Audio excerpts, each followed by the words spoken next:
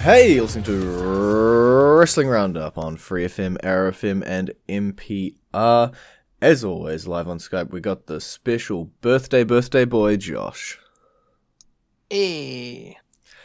I'm not going to sing happy birthday to you, because then every single viewer we have would tune out. But we are going to start off by saying a big happy birthday to you. And as your birthday present, you get to talk about Money in the Bank. Woot! It's one of my favorite pay-per-views. It's not a bad present. But we'll kick off. You normally I try to kick off with maybe some undercard matches on the card, but at the moment, at time of recording, the 6 matches we have, there's not a lot of that. So let's just start off with the SmackDown Tag Team Championship. It's going to be defended in a Fatal 4 Tag Team match. The New Day will be defending their championships against the Lucha House Party and against the Forgotten Sons and against Miz and Morrison, who seem to be on the ropes with their team. Well, the New Day will probably retain, but that's not what I want to have happen. Mm-hmm. What I'd like to have happen is the Lucha House Party win it. Okay. Because that would be unexpected. Nobody would see that coming. Yeah, I think they're probably. Oh, I guess Miz and Morrison in the middle of breaking up, but they're one of the lower teams in terms of me expecting them to win here. I think the obvious outcome, as you say, is the New Day picking up the win. Miz and Morrison, this might finally be the catalyst for the proper split. Now that we're on pay-per-view. The Forgotten Sons could potentially pick it up if they want to go hard with the new team. But the Lucha House Party, would be from left field. I wouldn't be against it. Those guys put on quite a good show at Elimination Chamber. And they're good wrestlers and stuff. Just don't know why we would have used the New Day as transitional champions other than to get another tally mark next to them in their tag team championships reign.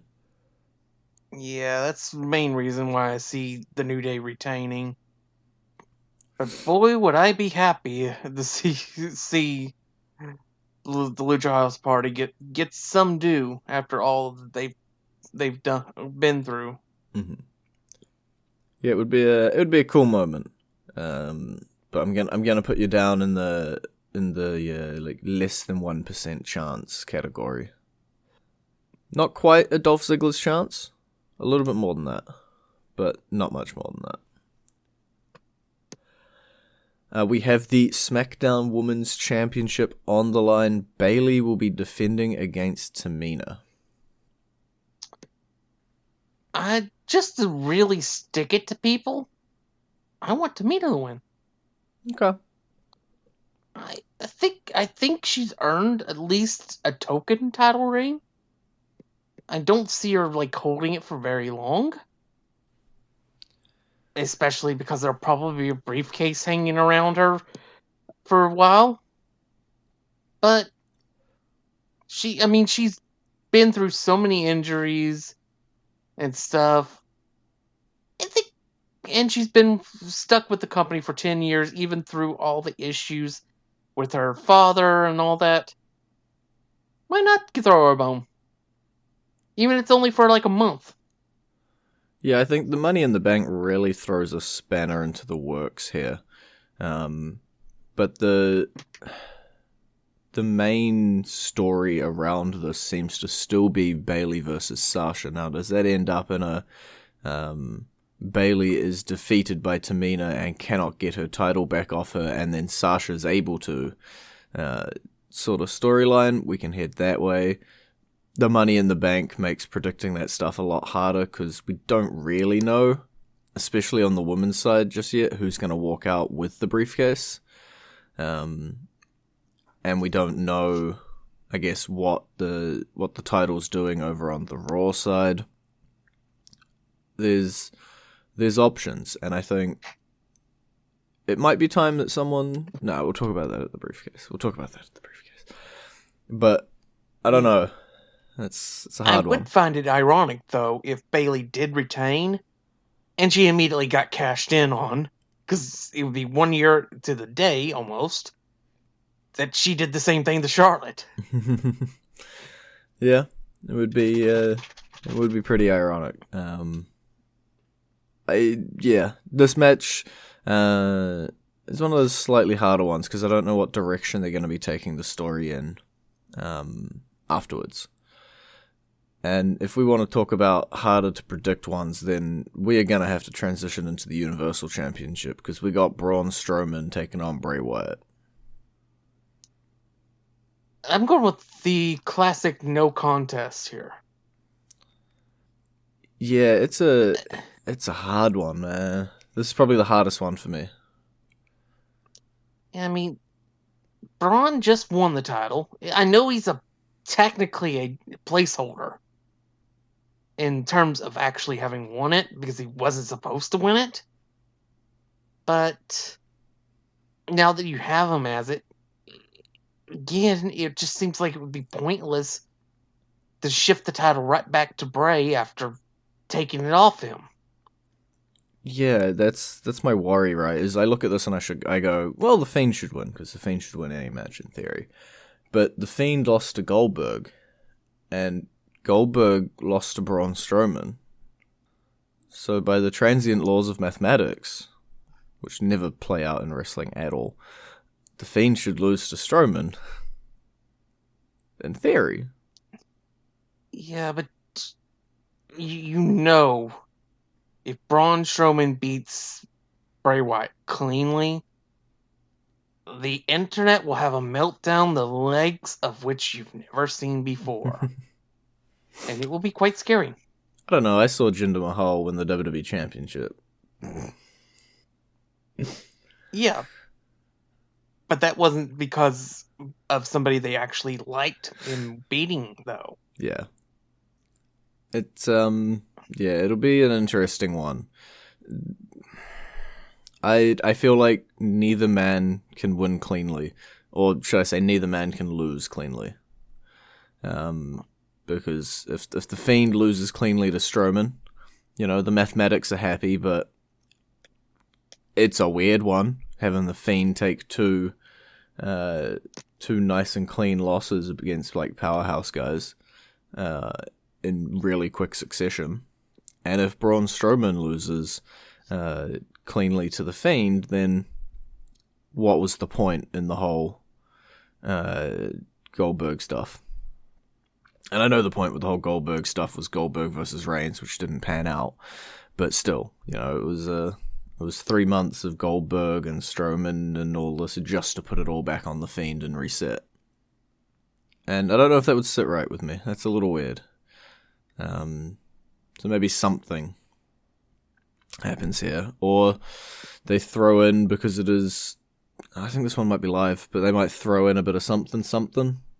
Don't know.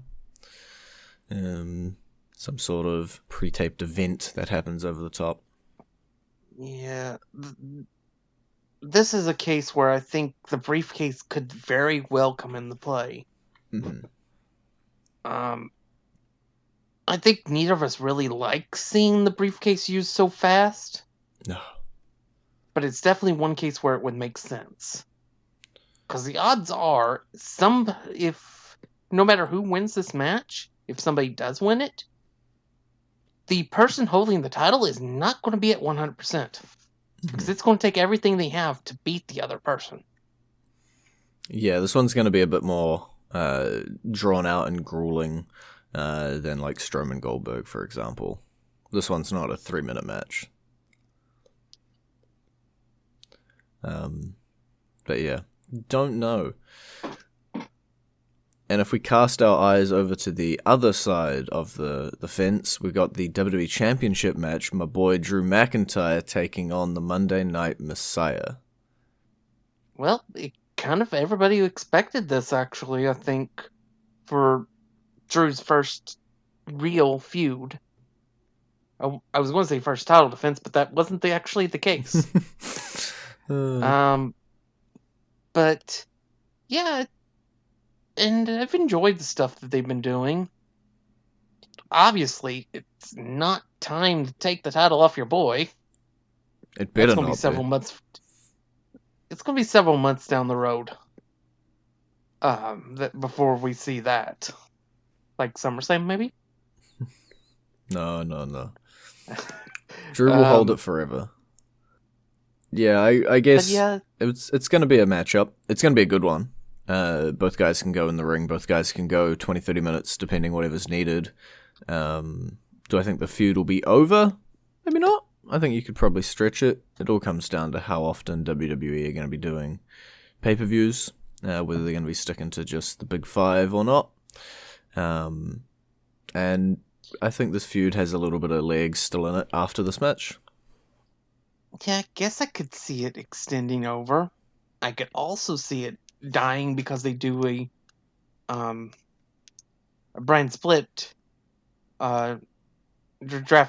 draft extension thing, and Seth gets plucked away to SmackDown.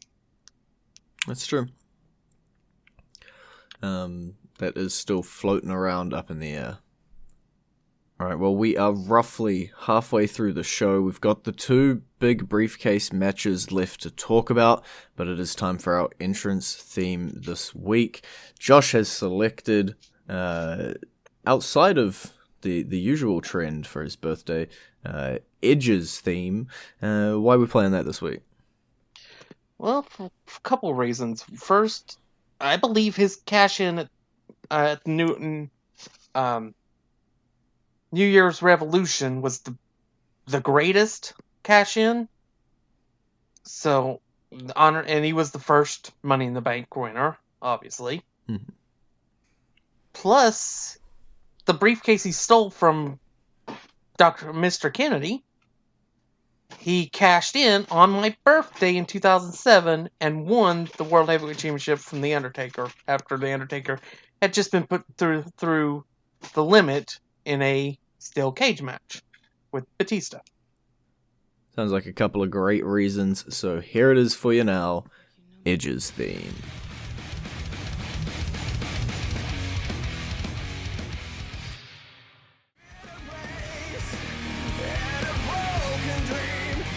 And you're back at the Wrestling Roundup on FreeFM, ArrowFM, and MPR. I'm Grady, and he's the birthday boy, Josh. We have two Money in the Bank matches left to talk about. They're going to be happening at the same time.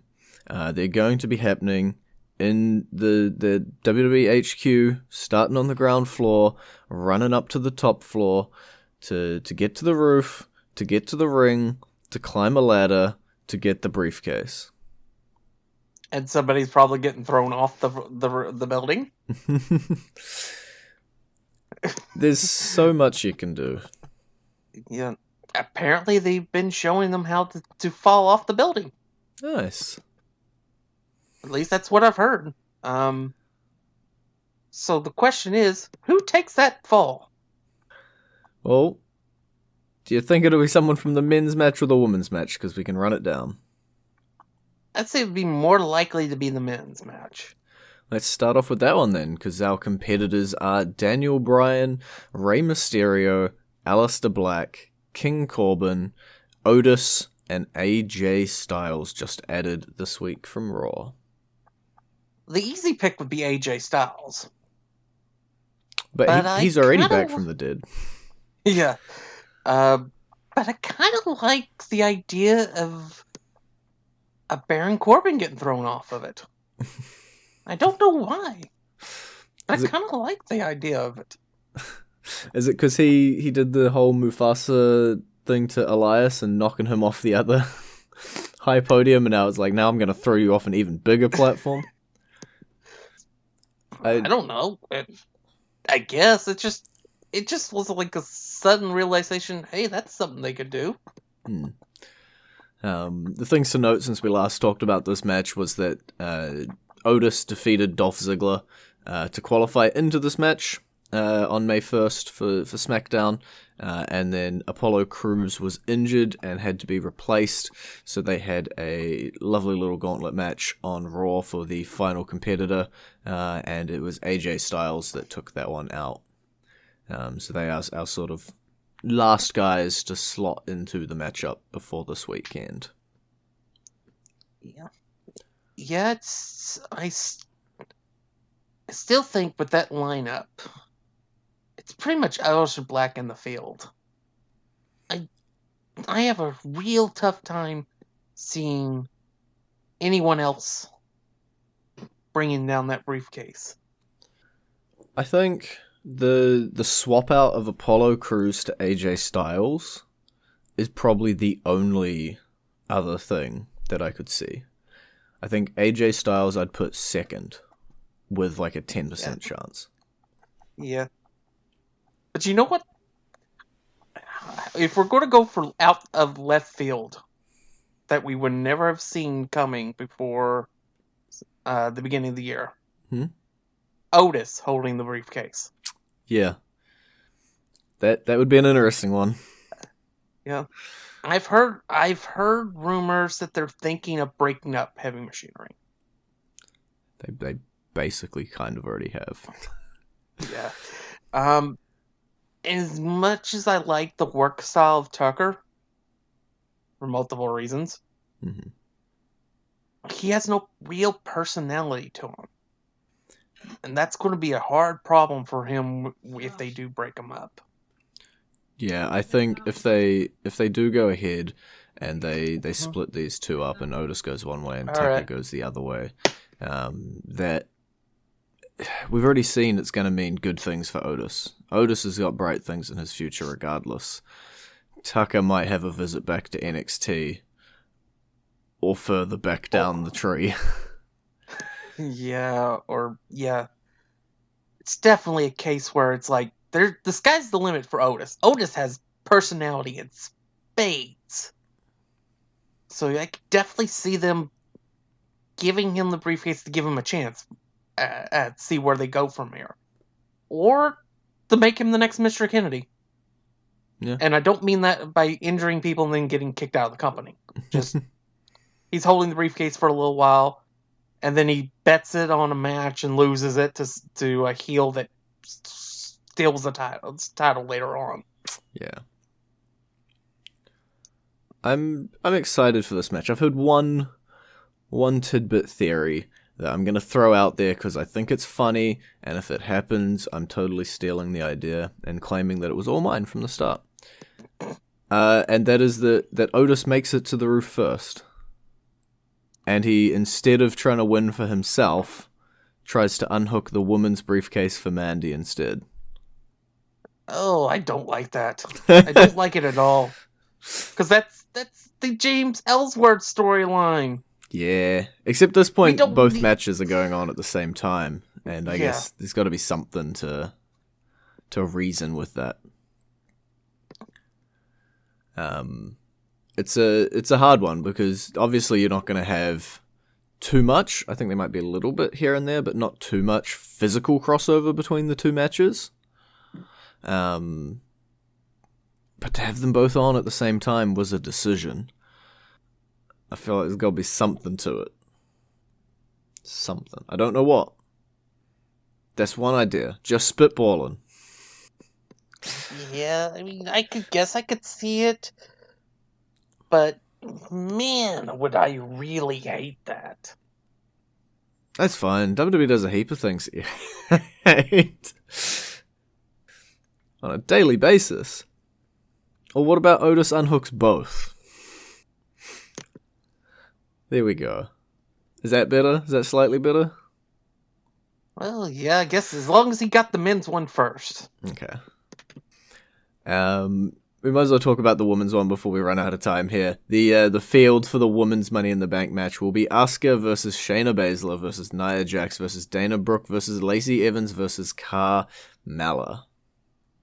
And there's another reason why I wouldn't like it. Mandy Rose isn't even in the match. Yeah. Haven't you always wanted someone to win the Money in the Bank win a ladder match not being in the match? Didn't we have that last year? Yeah. Yeah, so... Yeah, let's see if this... the easy answer would be Shayna Baszler. That would be the easy answer. But Shayna doesn't really need it. Do it. Oh. I want to say Dana Yes, do so it. badly. Do I it. want to, but there's no way in heck they do it. I did it. I wasted my Yeah. official NZPWI prediction on it. I threw Dana Brooks' name in. I made the prediction. Yeah. Yeah, it's one of those Dolph Ziggler chances. But I really want it. I didn't want Ziggler. I No, want this. yeah, I'd love it. I have a feeling they might go with Asuka. Hmm. It's just one of those weird feelings where I have that probably the most likely option is not going to happen, but neither is an option that's really not unexpected either. Mm-hmm. So that leaves me with like Asuka as the only option. Because Yeah, I don't really see Dana winning as much as I'd love it. Mm-hmm. And I could see Shayna winning it, but I don't think Shayna needs it. The only other option I see here is Nia Jax potentially picking it up. And I think with all the heat and stuff, that probably would not be a good idea. Wouldn't be the first time, but it's the only other sort of option I see here. I guess, obvious option, Shayna Baszler. Really cool option I want to see, Dana Brooke. Next likely, Asuka. And then if you held a gun to my head, third likely, Nia Jax. I would say probably the same options for me. And I guess this one is slightly more wide open than the men's. But we'll have to wait and see what happens. Now, we got a few minutes left in the show. Logistics. How do you think the end of this match is going to play out? Do you think, briefcases are going to be pulled down simultaneously? Do you think the men's will end and then 5 minutes later the women's will end? What's the thoughts? I think the match ends not long after somebody gets thrown off the building. That's fair. Yeah, I think what'll happen is probably you'll have several incidents where it almost looks like both matches are going to end simultaneously. You'll have wrestlers up there with their hands on the briefcase, but then they get pulled down. And I think the men's probably does end first. Mm-hmm. And I think that's when one of the men goes off the building. Yep. And then while they're panning away, worried about the fate of the person who just got thrown off the building, that's when Asuka or whoever unclips the women's briefcase and then ends both matches. Yeah. It's honestly, I'm putting a little bit of faith here in the editors, or whoever's cutting this match, or whoever's switching, because this is 12 people to follow in one match, with two matches telling a story at the same time, and it's not going to be easy. I also hope to see a few walls get knocked down in the process as they're going up the building. Mm-hmm. I think this will be a long one. I think these will be hour. I'm thinking a while. Yeah, I think this will definitely be a lengthy series of matches. I'm thinking probably 30 to 45 minutes. She's going to be a long one. I think they may actually do a case where it's like they show us some of it, cut away to the live action in the Performance Center to do a match, then cut back to the Money in the Bank match to show up some updates and stuff. Yeah. And rinse and repeat. I honestly don't think that they will show us the entire match all at once. No, I think that would be very hard, just from a editing and storytelling standpoint. I think it'd be a nightmare. So yeah, it'll be interesting to see how they pull it off. I'm hooked. I on New Zealand Monday, American Sunday, I'm going to sit down, pretend to do work at my 9 to 5, and instead be watching Money in the Bank. They got me. I'll definitely be watching it on demand that night. Yeah. ASAP. Alright, well, that is all the time we have for this week. Thank you for joining me, and once again, happy birthday, Josh. Thank you, and as always, bye-bye! You can visit our Facebook page, facebook.com/wrestlingradio, Twitter page, twitter.com/wrestlingradio, and we'll see you next week with the results from Money in the Bank.